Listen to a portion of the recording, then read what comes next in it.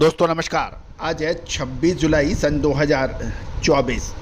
दोस्तों आज के एपिसोड में हम कपास अमेरिकन कपास के ऊपर चर्चा करेंगे। साथ साथ अंतर्राष्ट्रीय बाज़ारों में लगातार पिछले लगभग 15 दिन की उतार चढ़ाव यानी कमजोरी के बाद तेज़ी का रुख भी देखा गया, जिसके ऊपर करेंगे चर्चा। अमेरिकन साप्ताहिक रिपोर्ट के ऊपर भी विस्तृत चर्चा करेंगे।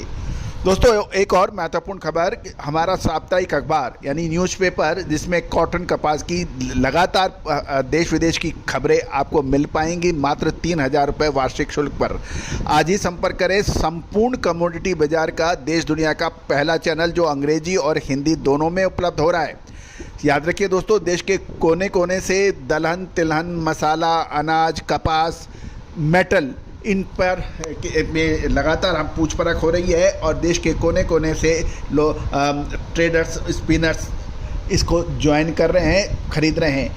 आप भी आज ही संपर्क करें मात्र 3,000 रुपये वार्षिक शुल्क पर। जानिए पूरी रिपोर्ट विस्तार से। दोस्तों 5 दिनों की मंदी के बाद आईसी कॉटन बाज़ार में मजबूती के संकेत मिल रहे हैं। आईसी कॉटन वायदा बाजार में गुरुवार को तेजी देखी गई, जिसमें 5 दिनों की गिरावट का सिलसिला टूट गया है, क्योंकि उम्मीद से अधिक अमेरिकन आर्थिक आंकड़ों ने मजबूती की संभावनाओं को बढ़ा दिया है।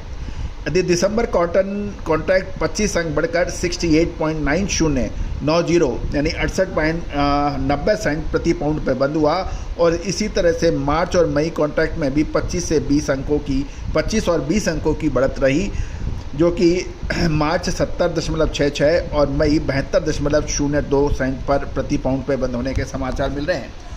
गौरतलब है कि कपास की दाम पहले अक्टूबर 2020 के बाद सबसे निचले स्तर पर पहुंच गई थी, जिसमें पिछले 2 हफ्तों से लगातार यानी 15 दिनों से लगातार उतार चढ़ाव के बीच में कमजोरी देखी गई थी।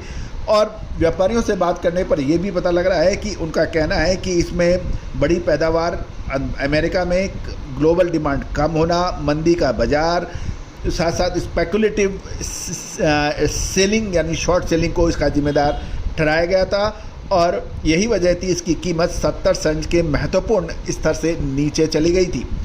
दोस्तों महत्वपूर्ण ये रहता है कि कहाँ से रिकवरी, कहाँ पे सेलिंग, ये एक एनालिसिस का सिस्टम है।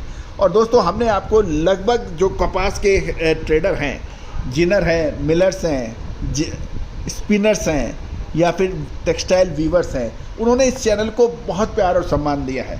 आज हमारा परिवार 1,61,000 मेंबर्स का है, जो 1,29,040 1,29,40,000 से अधिक व्यू वाला देश का पहला चैनल है। दोस्तों आप भी हमारे चैनल के लिए की महत्वपूर्ण रिसर्च के लिए आप संपर्क कर सकते हैं, जो कि समर्थन राशि पर उपलब्ध हो पाएगी। गौरतलब है कि अब बाज़ारों में एक्टिविटी बढ़ गई है, और साथ साथ कच्चे तेल में भी जिस तरह से सुबह से निचले स्तर पर सुधार देखा गया और ये 77 सेंट से बढ़कर $78.36 प्रति बैरल हो गया है, ये भी एक महत्वपूर्ण बिंदु है जिसे हमें ध्यान रखना पड़ेगा। साथ साथ नवीनतम निर्यात बिक्री रिपोर्ट जो अमेरिकन की आ रही है, 18 जुलाई तक पुरानी फसल कपास के लिए 74,207 रनिंग बेल्स की शुद्ध कटौती का पता चला है। मुख्य रूप से वियतनाम द्वारा 42,400 रनिंग बेल का कैंसिलेशन की वजह से ऐसा हुआ है। नई फसल की निर्यात बुकिंग जो है वो 2,85,874 रनिंग बेल्स पे पहुंच गई है, जो एक सबसे ऊंचा अंक माना जा रहा है। मार्केटिंग ईयर समाप्त होने पर शिपमेंट बढ़कर 1,31,310 रनिंग बेल्स हो गया है। ये अमेरिकन रिपोर्ट आपसे शेयर हो रही है। दूसरी ओर 24 जुलाई को डी सर्टिफिकेशन के कारण आईसीई कॉटन स्टॉक में 440 बेल्स की कमी देखी गई, जिससे ऑथराइज स्टॉक 38,026 बेल रह गया है। इसी तरह से कॉटलुक ए इंडेक्स 115 अंक गिरकर 79.75 सेंट प्रति पाउंड पे था, और यूएसडीए अमेरिकन औसत विश्व मूल्य जो माना जाता है वो 140 अंक घटकर 55.02 सेंट प्रति पाउंड आया है, जो कि अगले गुरुवार तक प्रभावी रहेगा।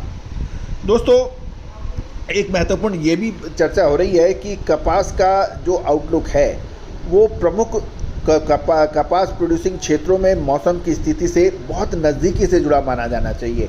अमेरिका की दक्षिण पूर्व में अपेक्षित गीले मौसम पर ध्यान केंद्रित किया गया है। सोमवार को यूएसडी की जो साप्ताहिक फसल प्रगति रिपोर्ट, प्रोग्रेस रिपोर्ट थी, उसमें फसल की स्थिति में सुधार के संकेत थे, जिसमें 81% अमेरिकन कपास की फसल चौकोर हो गई है और 42% बीजाणु स्थापित हो रहे हैं। दोनों ही औसत गति से आगे है। इसके अतिरिक्त 53% का जो कॉटन की फसल है उसे अच्छा और उत्कृष्ट दर्जा दिया गया है, जो कि 8% वृद्धि है और इसी वजह को देखते हुए कॉटन बाजार के अंदर मूवमेंट बनी नीचे की। गौरतलब है कि नई फसल जो अमेरिका में रकबा है 10.67 मिलियन एकड़ का हुआ है और कटाई का रकबा 9.67 मिलियन एकड़ का हो गया है, जिससे उत्पादन 1 मिलियन बेल्स बढ़कर 17 मिलियन बेल्स अमेरिका का माना जा रहा है।